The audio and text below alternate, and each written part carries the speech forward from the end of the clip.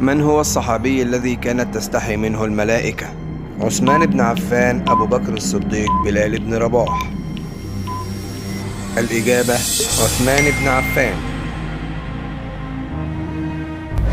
السؤال الثاني: كم عدد حملة عرش الرحمن يوم القيامة؟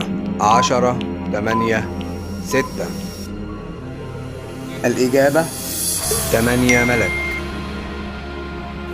السؤال الثالث: ما هي السورة التي نزلت في المدينة المنورة كلها؟ آل عمران، النساء، البقرة. الإجابة سورة البقرة.